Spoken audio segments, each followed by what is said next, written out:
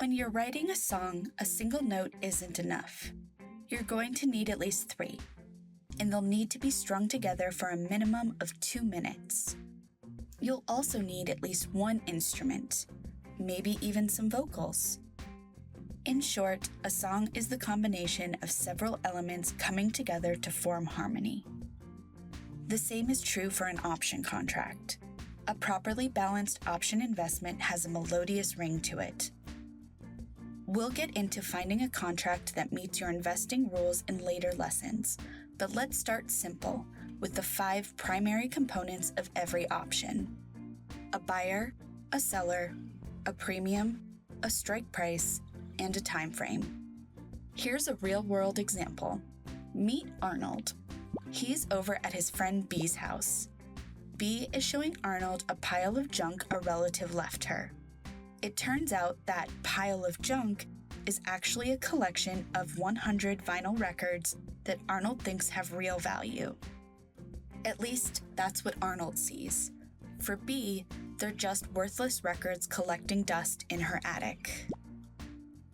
This is the essential deal struck in every option. When 2 parties look at the same asset, one side sees value and the other doesn't. Arnold doesn't have the money to buy the records outright, so he offers B a deal. Arnold will pay $100 right now on the condition that, over the next 5 years, B will sell that collection to him for $10 an album. For his $100, Arnold secures the right to choose whether or not to buy the collection before the contract expires in 5 years. At that time, if he determines the collection isn't worth $10 a record, Arnold can walk away having lost only his initial investment. B agrees to those conditions and collects the $100 fee from Arnold. On expiration day, one of 2 scenarios can play out. In the first, Arnold realizes the records aren't worth $10 apiece and doesn't buy B's collection. Even though Arnold didn't purchase the records, B still gets to keep Arnold's $100.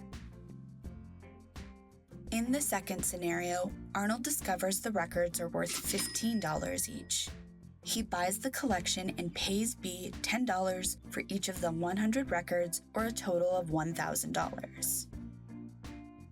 When the deal is complete, B ends up $1,100 richer, and Arnold gets to sell off the albums for more than he paid. Simple, right?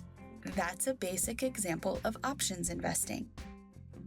Every option contract needs a buyer to pay a premium, a seller to collect it, a negotiated strike price for the individual assets, and an established time frame for the life of the contract. In the next track, we'll start breaking down the critical role each of these parts play in options investing.